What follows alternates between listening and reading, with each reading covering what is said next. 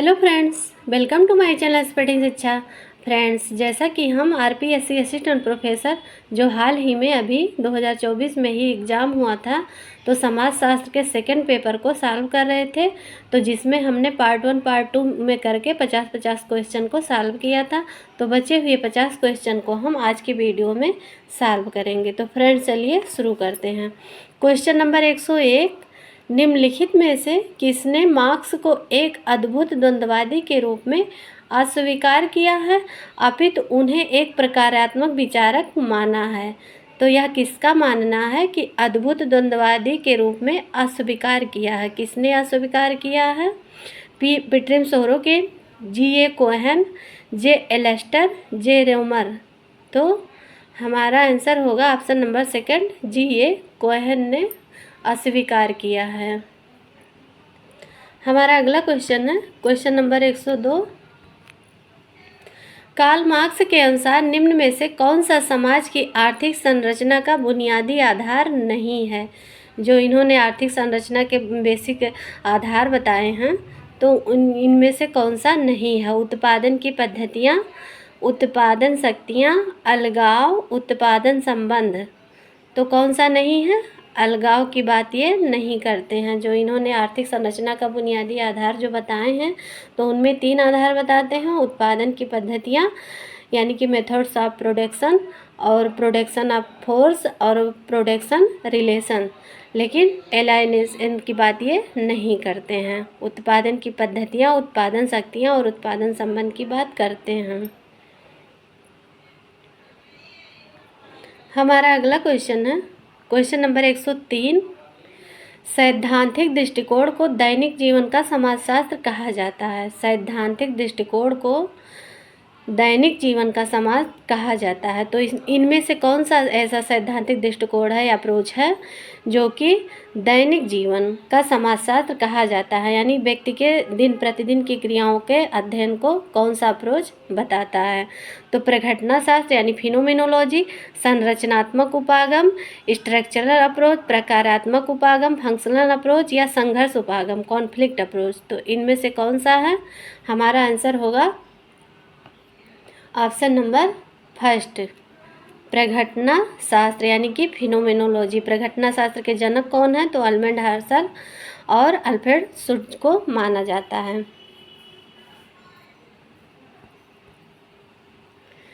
Question number 104, किसका मत है प्रघटना शास्त्र बाह्य विश्व से जुड़े विद्यमान समस्त अनुमानों की व्यवस्थित या ब्रैकेटिंग की जांच करता है? यह किसका मत है कि प्रघटना शास्त्र जो ये फेनोमेनोलॉजी है, वह बाह्य विश्व से जुड़े विद्यमान समस्त अनुमानों की व्यवस्थित ब्रैकेटिंग की जांच करता है? ब्रैकेटिंग की जांच करता है। इसे कोष्टीकरण भी कहते हैं हिंदी में, इंग्लिश में ब्रैकेटिंग नॉलेज की बात करते हैं।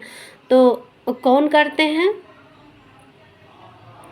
Edmund Husserl, David Hume, Max Scheler, Immanuel Kant. तो जैसा कि हम लोग जानते हैं कि प्रघटना शास्त्र के जनक के रूप में एडमंड हर्शल को जाना जाता है, और समाजशास्त्र में प्रयोग प्रघटना शास्त्र का प्रयोग किसने किया था? तो अल्फ्रेड शुट्ज ने किया था। और दर्शन शास्त्र में सबसे पहले प्रयोग एडमंड हर्शल ने किया था, और इसलिए एडमंड हर्शल को प्रघटना शास्त्र का जनक भी माना जाता है। तो ये ब्रैकेटिंग नॉलेज की बात करते हैं। तो वही पूछा है कि प्रघटना शास्त्र बाह्य विश्व से जुड़े विद्यमान समस्त अनुमानों की व्यवस्थित ब्रैकेटिंग की जांच करता है, तो एडमंड हर्शल कहते हैं। क्वेश्चन नंबर 105, निम्नलिखित में से किसने मैक्स वेबर की सामाजिक क्रिया की परिभाषा में बदलाव किया है? मैक्स वेबर की जो सामाजिक क्रिया है, तो उसमें किसने बदलाव किया है? Talcott Parsons, Alfred Schutz, Jurgen Habermas, Anthony Giddens. तो किसने बदलाव किया है? हमारा आंसर होगा अल्फ्रेड शुट्ज। अल्फ्रेड शुट्ज ने इनकी सामाजिक क्रिया में जो है बदलाव किया। अल्फ्रेड शुट्ज भी मैक्स वेबर की सामाजिक क्रिया से प्रभावित थे, तो उनसे प्रभावित होकर इन्होंने अपना कॉन्सेप्ट दिया था, लेकिन उनसे थोड़ा अलग हटके। क्वेश्चन नंबर 106, निम्न में से कौन सी विशेषता फिनोमिनोलॉजिकल सिद्धांत की नहीं है? जो फिनोमिनोलॉजिकल सिद्धांत यानी कि प्रघटना शास्त्र जो है, उसमें कौन सा नहीं है, फिनोमेनोलॉजी सिद्धांत की विशेषता कौन सी नहीं है। तो अध्ययन का केंद्र व्यक्ति का सचेतन अनुभव है, यह पूर्ण धारणाओं एवं कट्टर सोच पर आधारित है, और यह जो है यह व्यक्तियों द्वारा वस्तुओं के अर्थ का निर्माण करने के तरीके से संबंधित है, यह सामाजिक वास्तविकता की विषयपरक प्रकृति का परीक्षण करता है। तो हमारा आंसर होगा ऑप्शन नंबर सेकंड, क्योंकि यह पूर्व धारणाओं एवं कट्टर सोच पर आधारित है, ऐसा नहीं है।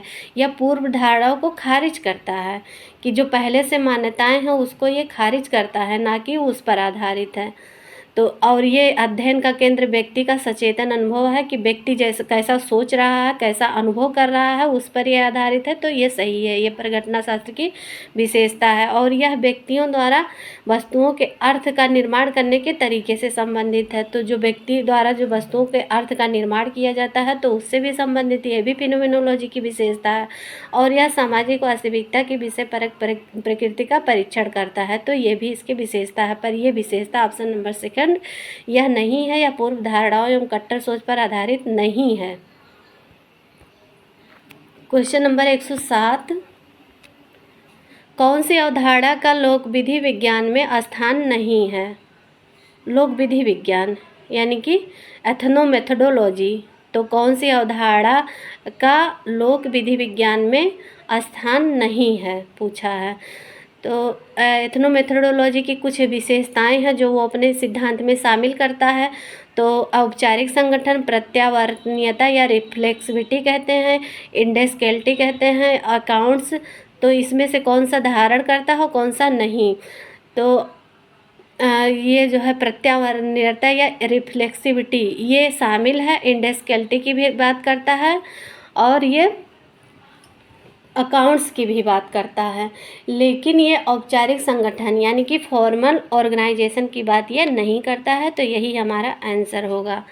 और एथनोमेथोडोलॉजी का कॉन्सेप्ट किसने दिया था, तो हैरोल्ड गॉर्फिंकल ने दिया था।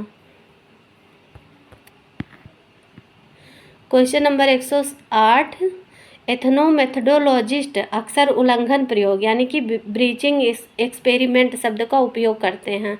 तो जिससे वह मतलब क्यों ब्रीचिंग एक्सपेरिमेंट का शब्द का उपयोग करते हैं, किस लिए। तो ऑप्शन में से बताना है कि किस लिए वो ब्रीचिंग एक्सपेरिमेंट का उपयोग करते हैं। उल्लंघन प्रयोग, इसको हिंदी में उल्लंघन प्रयोग कहते हैं। तो सांस्कृतिक अनुष्ठान एवं समारोह का अध्ययन कर सके, ग्रामीण समुदायों पर आर्थिक नीतियों के प्रभाव की जांच कर सके, सामाजिक मानदंडों का उद्देश्यपूर्ण उल्लंघन का अंतर्निहित सामाजिक व्यवस्था समझ सके, या ऐतिहासिक घटनाओं एवं उनके परिणाम की जांच कर सकें। तो ये किस लिए करते हैं, ये करते हैं ऑप्शन नंबर थर्ड सही होगा, कि सामाजिक मानदंडों का उद्देश्यपूर्ण उल्लंघन कर, मतलब जो सामाजिक मानदंड होते हैं, जो सोशल नॉर्म्स होते हैं, उनका उद्देश्यपूर्ण उल्लंघन करते तो हैं, लेकिन उनकी अंतर्निहित सामाजिक व्यवस्था को समझने के लिए करते हैं। तो इसीलिए ये ऑप्शन सही होगा कि सामाजिक मानदंडों का उद्देश्यपूर्ण उल्लंघन का अंतर्निहित सामाजिक व्यवस्था समझ सकें। तो इसलिए ये लोग एथनोमेथोडोलॉजिस्ट जो हैं वो ब्रीचिंग एक्सपेरिमेंट शब्द का प्रयोग करते हैं। हमारा अगला क्वेश्चन है क्वेश्चन नंबर 109, एथनोमेथोडोलॉजी का समाजशास्त्रीय क्षेत्र में प्राथमिक केंद्र बिंदु क्या है। अच्छा, इस प्रैक्टिस सेट ये क्वेश्चन पेपर का ये एक विशेषता है कि अगर एक टॉपिक से क्वेश्चन उठा रहा है तो उस टॉपिक से 2-3 क्वेश्चन एकदम सीक्वेंस से देखने को मिल रहे हैं। तो चाहे किसी थिंकर पे हुआ, अभी इसके पहले हम लोगों ने देखा था तो मीरा कौसाम्बी हुई और एम.एस. राव हुए, तो इन सब पे जब क्वेश्चन बना है तो 3-3 क्वेश्चन, विक्टर डिसूजा पे और वर्जीनियस खाखा पे भी 2-3 क्वेश्चन मतलब लगातार ही पूछे गए हैं। तो इससे भी जो है सीक्वेंस देखने को मिल रहा है। ऐसा नहीं दिखता था, लेकिन अब की देखने को ऐसा मिल रहा है, लगातार 2-3 क्वेश्चन एक ही टॉपिक से पूछे जा रहे हैं। तो क्वेश्चन नंबर 109, एथनोमेथोडोलॉजी का समाजशास्त्रीय क्षेत्र में प्राथमिक केंद्र बिंदु क्या है। सांस्कृतिक मानदंडों या मूल्यों का अध्ययन, लोगों की उनकी सामाजिक दुनिया का बोध कराने के तरीकों का विश्लेषण करना, समाज को आकार देने वाले आर्थिक कारकों का विवेचन, या समुदायों पर सरकारी नीतियों के प्रभाव की जांच करना। तो एथनोमेथोडोलॉजी का समाजशास्त्रीय क्षेत्र में प्राथमिक केंद्र बिंदु क्या है? तो हमारा आंसर होगा ऑप्शन नंबर सेकंड, लोगों की उनकी सामाजिक दुनिया का बोध कराने के तरीकों का विश्लेषण करना। ये उस पर केंद्रित है। एथनोमेथोडोलॉजी जो है प्राथमिक केंद्र बिंदु इसका यही है कि जो लोगों की सामाजिक दुनिया है, जो सोशल वर्ड है, तो उसका ज्ञान कराने के तरीकों का विश्लेषण करता है। क्वेश्चन नंबर 110, प्रतीकात्मक अंतःक्रियावादी नहीं है।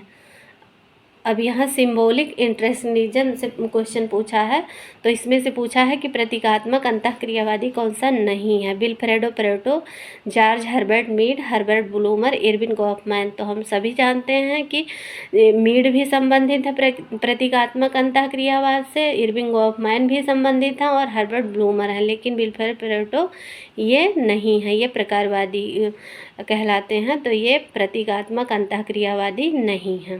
क्वेश्चन नंबर 111, लैंगिक जेंडर के प्रकारवादी सिद्धांत के प्रमुख प्रस्तावक हैं। लैंगिक या जेंडर के प्रकारवादी सिद्धांत के प्रमुख प्रस्तावक हैं कैथरीन बी वार्ड, जेनिट सेफ्रेज, मिरियम जॉनसन या हेलन केलर। तो कौन से हैं? Option number third, Miriam Johnson. Question number 112, radical नारीवादी निम्न में से किन विश्वासों पर आधारित नहीं है? कौन सा नहीं है? तो महिलाओं के रूप में पूर्ण सकारात्मक मूल्य रखती हैं, पितृसत्ता की व्यवस्था द्वारा केवल अश्वेत महिलाओं पर अत्याचार किया जाता है, पितृसत्ता असमानता की सबसे व्यापक व्यवस्था बनी हुई है, या स्त्री चेतना पर पुनः कार्य करके पितृसत्ता को हराया जा सकता है। तो इसमें पूछा है कि जो रेडिकल नारीवादी है निम्न में से किन विश्वासों पर आधारित नहीं है? तो रेडिकल नारीवादी जो है वो ऑप्शन नंबर सेकंड सही होगा कि पितृसत्ता की व्यवस्था द्वारा केवल, जहाँ केवल की बात आ गई, यह केवल अश्वेत महिलाओं पर अत्याचार किया जाता है, तो इस बात का ये समर्थन नहीं करता है।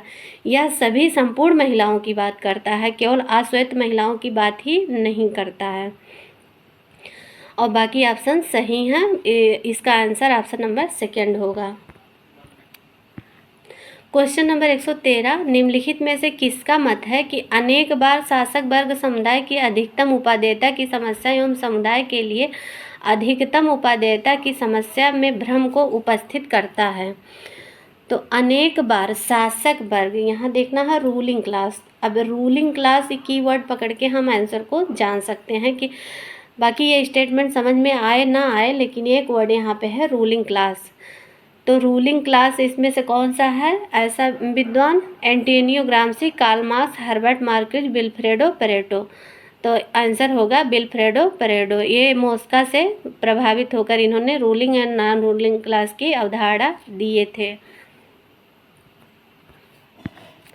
क्वेश्चन नंबर 114, निजित्व भी राजनीति है, यानी the personal is also political. तो ये किसका कहना है? ये विचार किसने दिया है कि निजित्व भी राजनीति है का विचार नारीवाद की किस लहर में उभरा? किस लहर में? यानी पहली लहर में, दूसरी लहर में, तीसरी लहर में या चौथी लहर में? तो आंसर होगा हमारा option number second.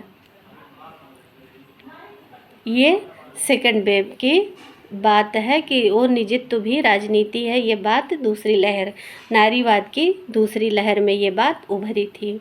Question number 115, संरचनाकरण सिद्धांत के अंतर्गत व्यक्ति को किस रूप में देखा जाता है? संरचनाकरण सिद्धांत के अंतर्गत व्यक्ति को किस रूप में देखा जाता है? तो सामाजिक बलों का निष्क्रिय उत्पाद, स्वायत्त एवं स्वतंत्रकर्ता, सामाजिक व्यवस्था के लिए अप्रासंगिक, पूंजीवाद से पीड़ित। तो इसमें जो है बाकी सभी ऑप्शन निगेटिव हैं, एक पॉजिटिव वे में हमारा ऑप्शन नंबर सेकंड सही है, स्वायत्त एवं स्वतंत्रकर्ता। तो यही हमारा आंसर होगा। क्वेश्चन नंबर 116,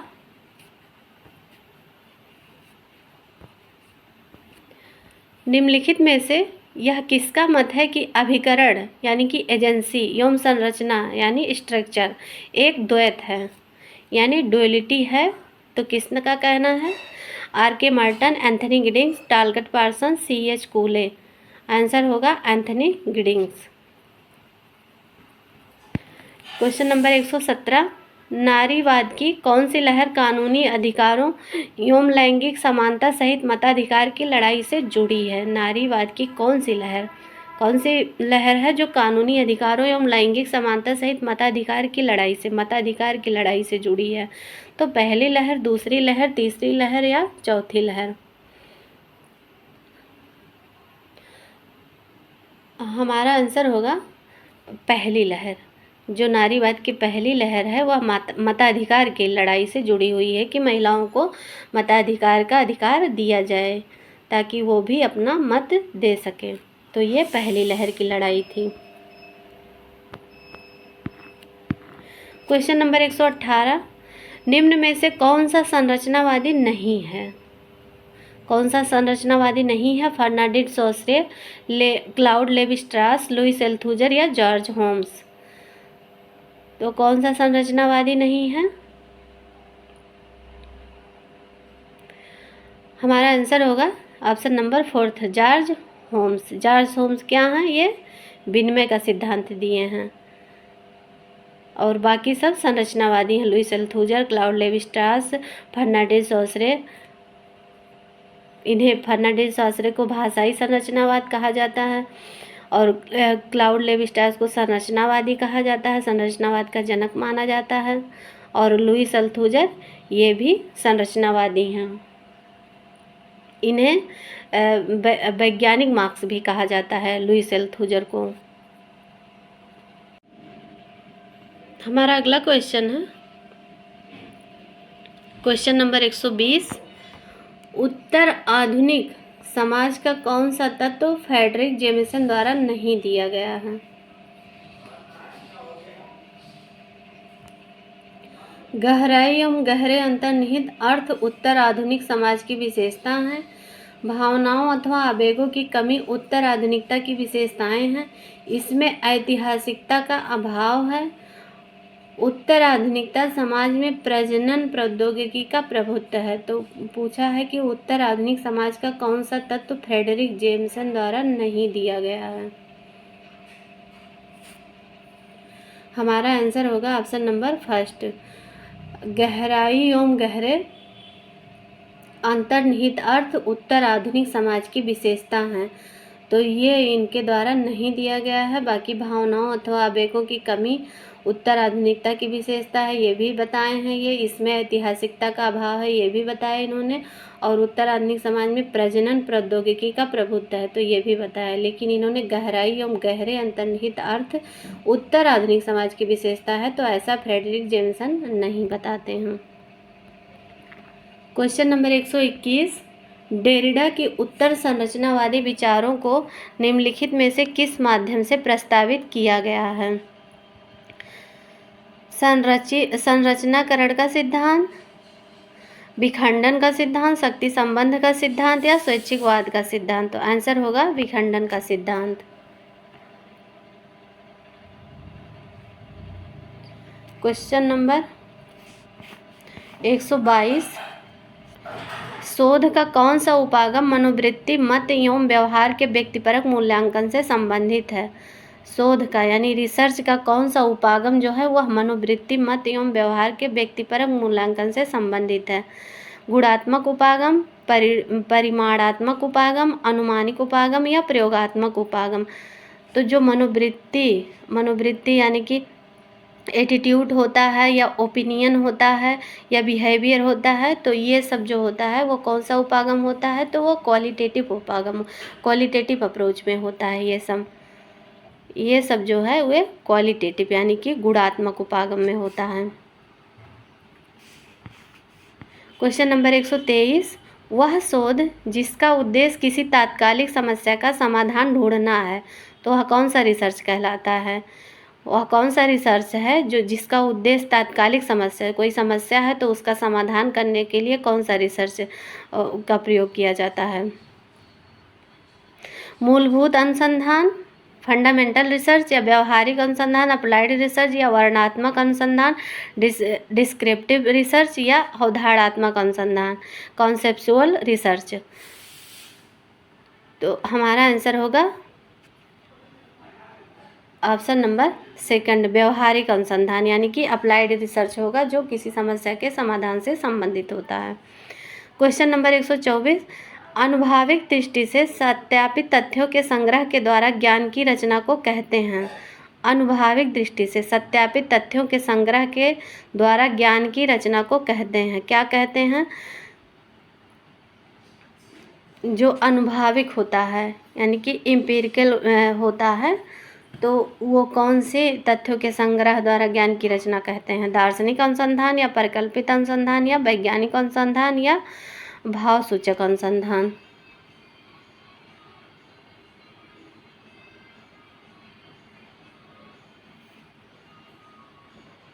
आंसर होगा वैज्ञानिक अनुसंधान।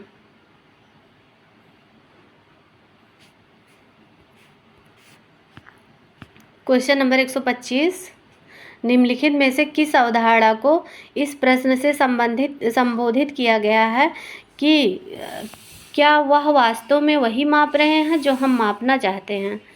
निम्नलिखित में से किस अवधारणा को हम इस प्रश्न से संबोधित किया गया है कि क्या हम वास्तव में वही माप रहे हैं जो हम मापना चाहते हैं? तो कौन सी अवधारणा है? वस्तुपरकता, विषयपरकता, वैधता, या अंतर विषय परकता। तो हमारा आंसर होगा वैधता यानी वैलिडिटी। क्वेश्चन नंबर 126, अवलोकन जब पर्यवेक्षक के मूल्यों, धारणाओं एवं प्राथमिकताओं से अप्रभावित होता है तो कहलाता है। जब कोई ऑब्जर्वेशन होता है तो वह जब पर्यवेक्षक के मूल्यों, धारणाओं एवं प्राथमिकताओं से अप्रभावित होता है, मतलब प्रभावित नहीं होता है, जो मूल्य होते हैं उससे फ्री होता है, जो धारणा है उससे भी फ्री होता है, अलग होता है, उससे प्रभावित नहीं होता है, तो वह कौन सा होता है? वह क्या कहलाता है? वस्तुनिष्ठता कहलाता है, व्यक्तिपरकता कहलाता है, व्यवस्थितीकरण कहलाता है, परिशुद्धता कहलाता है। तो वह वस्तुनिष्ठता कहलाता है, ऑब्जेक्टिविटी कहलाता है, जो मूल्यों से मुक्त होता है। क्वेश्चन नंबर 127, सामाजिक अनुसंधान के विभिन्न चरणों का सही क्रम चुनें, जैसा कि केनेथ डी वेली ने वर्णन किया है। केनेथ डी वेली ने वर्णन किया है, तो इसमें क्रम से लगाना है, कौन सा क्रम सही है?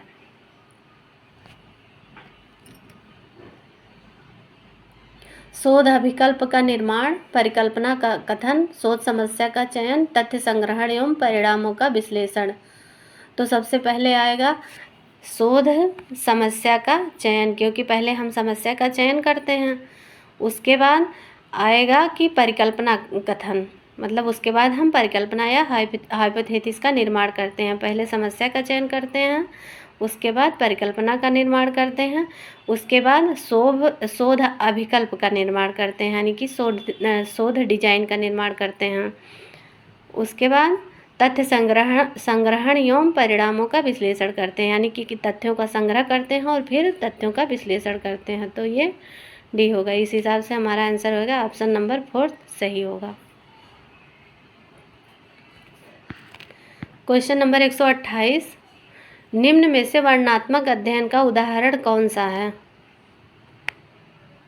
डिस्क्रिप्टिव स्टडी का कौन सा एग्जाम्पल है इनमें से?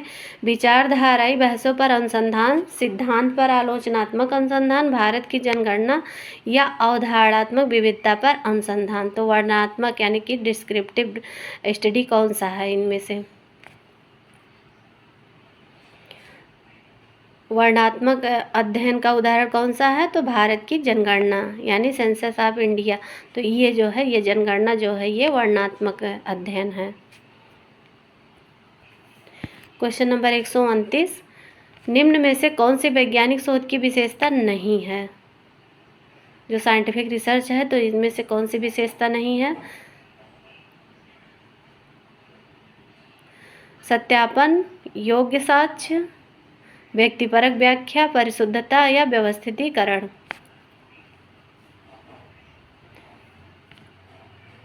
तो व्यक्तिपरक व्याख्या ये शोध की विशेषता नहीं है।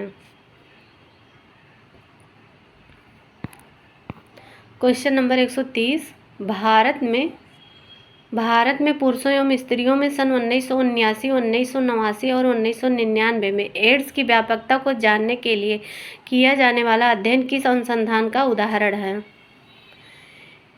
यानी कि यह अलग अलग समय में इस पर रिसर्च किया जा रहा है। तो जो अलग अलग समय पर रिसर्च किया जाता है उसको हम क्या कहते हैं? कुछ समय के अंतराल पे तुलनात्मक अनुसंधान कहते हैं, ऐतिहासिक अनुसंधान कहते हैं, अनुदैर्घ्यात्मक या लॉन्गिट्यूडनल रिसर्च कहते हैं, या प्रयोगात्मक अनुसंधान कहते हैं।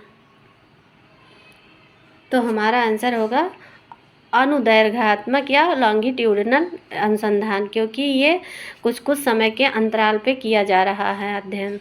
तो जब कुछ समय के अंतराल पे किया जाता है तो उसको हम अनुदैर्घ्यात्मक या लॉन्गिट्यूडनल अनुसंधान कहते हैं। क्वेश्चन नंबर 181,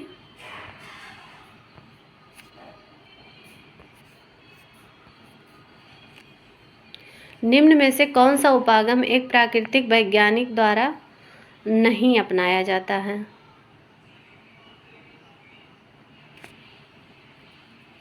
प्राकृतिक वैज्ञानिक द्वारा क्या नहीं अपनाया जाता है? तो यह अध्ययन की जाने वाली प्रघटना में भाग लेता है, एवं तत्वों का साक्षात्कार करता है, यह प्रयोगशाला में परीक्षण करता है, या शोध के लिए यह उपकरणों एवं रसायनों का प्रयोग करता है, या परीक्षण के समय वह चरों को नियंत्रित रखता है।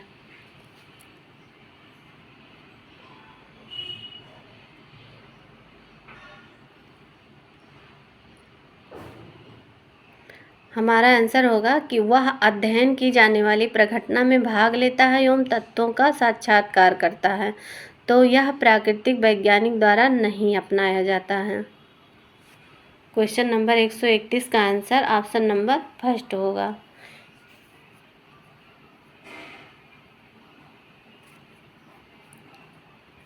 हमारा अगला क्वेश्चन है क्वेश्चन नंबर 132, निम्न में से किसको वैज्ञानिक अनुसंधान का महत्वपूर्ण उपयोग नहीं माना जा सकता है? जो वैज्ञानिक अनुसंधान है तो उसका महत्वपूर्ण उपयोग कौन सा नहीं है? यह अनिश्चितता को कम करता है, या भविष्य की योजनाएं बनाने में मदद करता है, या निर्णय शक्ति में सुधार लाता है, या विषय परकता को बढ़ावा देता है। तो हमारा आंसर होगा कि यह विषय परकता को बढ़ावा देता है, यह नहीं माना जा सकता है। वैज्ञानिक अनुसंधान का महत्वपूर्ण उपयोग यह नहीं माना जा सकता है। क्वेश्चन नंबर 133, अनुसंधान का वह प्रकार जो कार्य योजना की प्रभावशीलता को मापता है तो वह क्या कहलाता है? जो कार्य योजना की प्रभावशीलता को मापता है तो वह क्या कहलाता है? प्रायोगिक अनुसंधान, अन्वेषणात्मक अनुसंधान, परिमाणात्मक अनुसंधान, या मूल्यांकनात्मक अनुसंधान।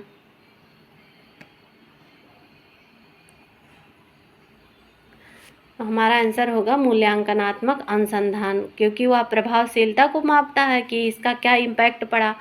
तो जब हम मूल्यांकनात्मक अनुसंधान करेंगे तभी तो हम उसका मूल्यांकन कर पाएंगे कि इस चीज़ का क्या प्रभाव पड़ा, कितना प्रभाव पड़ा। क्वेश्चन नंबर 134, चरों के मध्य संबंधों के अनुमान को कहते हैं। चरों के मध्य जो वेरिएबल्स होते हैं तो उनके बीच जो रिलेशन होता है तो उसके जो अनुमान को हम क्या कहते हैं?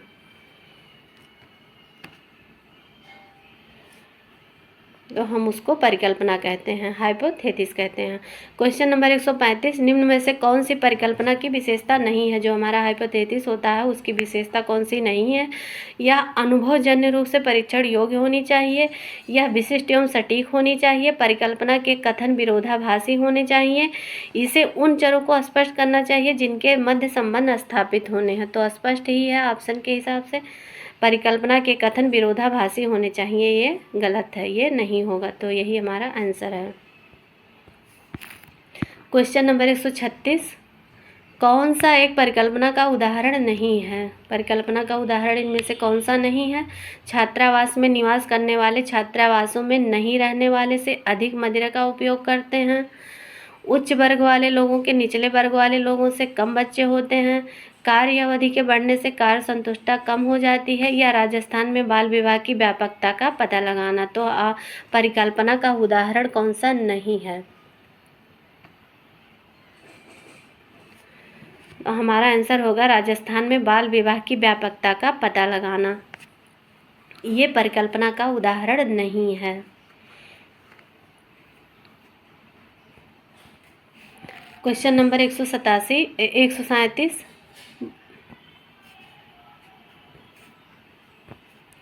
क्वेश्चन नंबर 137, वस्तुपरक एवं निष्पक्ष शोध को कह सकते हैं, क्या कह सकते हैं?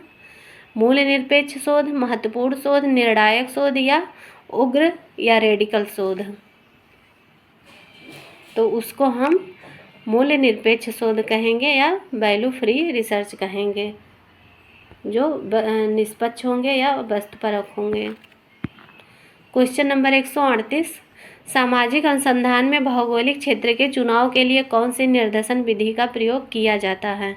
सामाजिक अनुसंधान में भौगोलिक क्षेत्र के चुनाव के लिए कौन सी निर्देशन विधि का प्रयोग किया जाता है? निर्देशन मतलब सैम्पलिंग होता है, विधि मतलब मेथड होता है। तो कौन सी सैम्पलिंग मेथड है जिसका प्रयोग भौगोलिक क्षेत्र के लिए किया जाता है, जियोग्राफिकल एरिया के लिए किया जाता है? तो लॉटरी विधि, टिपेट विधि, ग्रिड विधि, या टिकट विधि। तो हमारा आंसर होगा ग्रिड विधि। ग्रिड विधि से हम जो है भौगोलिक क्षेत्र का अध्ययन करते हैं। ग्रिड विधि के द्वारा ही हम जो ये निर्देशन विधि का उपयोग करके हम उसके क्षेत्र का चुनाव करते हैं ग्रिड विधि द्वारा। क्वेश्चन नंबर 139, वह निर्देशन प्रणाली जिसमें प्रत्येक इकाई को चुने जाने के समान अवसर होते हैं क्या कहलाते हैं? कौन सा सैम्पलिंग मेथड है जिसमें कि सभी मतलब प्रत्येक यूनिट के चुने जाने की संभावना रहती है? तो दैव निदर्शन, स्वयं चयनित निदर्शन, उद्देश्यपूर्ण निदर्शन, या स्नोबॉल निदर्शन। हमारा आंसर होगा रैंडम सैम्पलिंग। इसमें जो है इसमें प्रत्येक इकाई के चुने जाने की संभावना रहती है, तो इसको हम दैव निदर्शन कहते हैं या रैंडम सैम्पलिंग कहते हैं।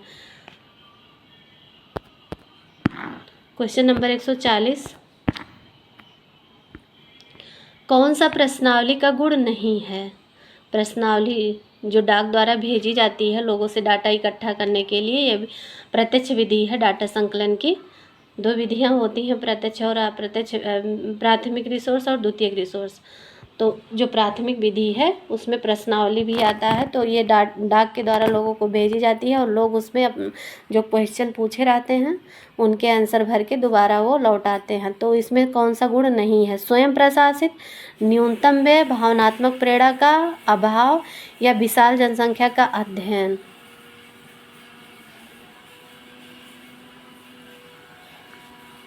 तो भावनात्मक प्रेरणा का अभाव ये प्रश्नावली की विशेषता नहीं है। हमारा अगला क्वेश्चन है क्वेश्चन नंबर 141, निर्देशन की वह विधि जिसे उत्तरदाताओं का चयन पहले से परिचित और उपलब्ध लोगों में से किया जाता है, तो वह क्या कहलाता है? निर्देशन की वह विधि जिसमें उत्तरदाताओं का चयन पहले से परिचित और उपलब्ध लोगों से किया जाता है, तो वह क्या कहलाता है? स्नोबॉल निदर्शन, अभ्यंस या कोटा निदर्शन, सुविधापूर्ण निदर्शन, उद्देश्यपूर्ण निदर्शन। तो कौन सा है वह स्नोबॉल निदर्शन है। ये एक उत्तरदाता से जब हम मिलते हैं, उनसे कुछ क्वेश्चन पूछते हैं, फिर उसके बारे में और जानकारी प्राप्त करने के लिए हम उससे पूछते हैं कि ऐसा किसी और व्यक्ति को जानते हैं जो इसके बारे में हमको कुछ सूचना दे सके, तो वो बताएगा कि हाँ हम फला इंसान को जानते हैं, तो फिर वह उनको बताता है, तो हम उनके पास जाते हैं।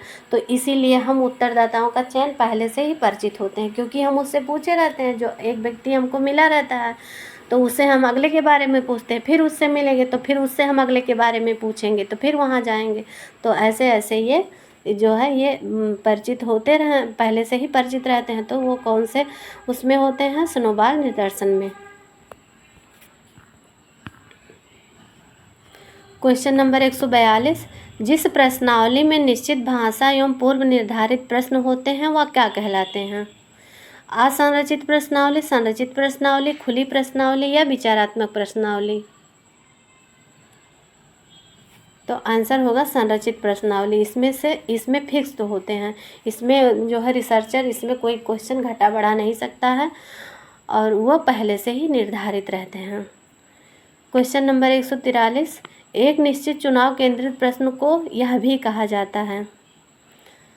एक निश्चित चुनाव केंद्रित मतलब एक निश्चित चुनाव पहले से कर लिया जाता है, उसी पे या सेंट्राइज होता है, उसी पे मतलब उसी को ध्यान में रखकर वो प्रश्न जो बने होते हैं तो उसे क्या कहा जाता है? लचीले प्रश्न, खुले प्रश्न, बंद प्रश्न या प्रत्यक्ष प्रश्न? तो वो क्लोज इंडेड क्वेश्चन होते हैं, वो बंद प्रश्न होते हैं, क्योंकि वो केंद्रित होते हैं, पहले से ही एक निश्चित चुनाव कर लिया जाता है तो वो उसी पे केंद्रित होते हैं। तो ऐसे प्रश्नों को हम बंद प्रश्न कहते हैं। क्वेश्चन नंबर 144, शोध समस्या का चयन करने के लिए निम्नलिखित में से कौन सा पक्ष विचारणीय होना चाहिए? शोध समस्या का चयन करने के लिए कौन सा पक्ष विचारणीय होना चाहिए? विवादास्पद विषय, बहुत अधिक अनुसंधानित विषय, अस्पष्ट समस्या या संबंधित अनुसंधान सामग्री की उपलब्धता? तो हमारा आंसर होगा संबंधित अनुसंधान सामग्री की उपलब्धता। क्वेश्चन नंबर 145, अवलोकन विधि के महत्व को चिन्हित कीजिए। अवलोकन विधि के महत्व को चिन्हित कीजिए।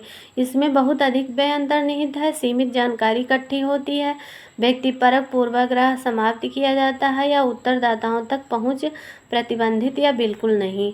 तो अवलोकन विधि के महत्व कौन सा इनमें से है? हमारा आंसर होगा कि व्यक्तिपरक पूर्वाग्रह समाप्त किया जाता है। जो अवलोकन विधि ऑब्जर्वेशन मेथड है तो उसमें व्यक्तिपरक पूर्वाग्रह को समाप्त किया जाता है, तो ये इसकी विशेषता है। Question number 146, scientific social survey and research पुस्तक के लेखक कौन है? Scientific social survey and research, हमारा आंसर है PV young. Survey method and social research तो ये गुडे एवं हार्ट की है, लेकिन scientific social survey and research तो ये पीवी यंग की है। क्वेश्चन नंबर 147, सहभागी अवलोकन शब्द का सर्वप्रथम प्रयोग लिंडमैन ने अपनी किस पुस्तक में किया था? Social discovery, the tools of social sciences, the elements of research या मेथड इन सोशल रिसर्च? तो किस में किया था इन्होंने? हमारा आंसर होगा option number first, social discovery में इन्होंने सर्वप्रथम सहभागी अवलोकन शब्द का प्रयोग किया था। क्वेश्चन नंबर 148, निम्न में से कौन सा द्वितीयक तथ्य या डेटा का प्रकार नहीं है? कौन सा द्वितीयक तथ्य या डेटा का प्रकार नहीं है? जनगणना रिपोर्ट, ऐतिहासिक दस्तावेज, व्यक्तिगत दस्तावेज या व्यक्तिगत साक्षात्कार?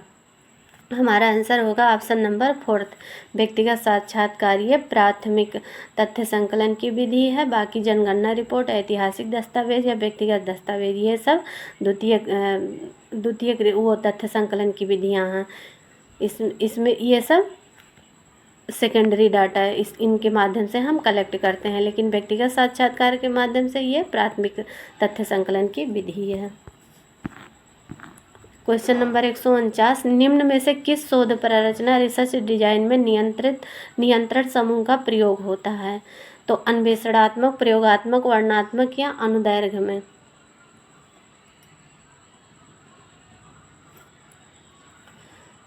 तो शोध प्ररचना रिसर्च डिजाइन में नियंत्रण समूह का प्रयोग होता है, तो प्रयोगात्मक में होता है नियंत्रण समूह का प्रयोग। Question number 150, research method in social relation, तो ये किसकी पुस्तक है? ये जोहोदा एंड कुक की पुस्तक है। तो फ्रेंड्स ये 150 क्वेश्चन थे, जिसको मैंने पार्ट 1, पार्ट 2 और पार्ट 3 में 50-50 क्वेश्चन करके इसको कंप्लीट किया है। ये आरपीएससी असिस्टेंट प्रोफेसर का जो 2024 में एग्ज़ाम हुआ था तो उसके क्वेश्चन थे। तो ये रिसर्च से इसमें काफ़ी क्वेश्चन आए थे, जो कि किसी भी एग्ज़ाम में जो समाजशास्त्र का एग्ज़ाम होगा, कोई भी एग्ज़ाम होगा तो उसमें ये हेल्पफुल हो सकते हैं।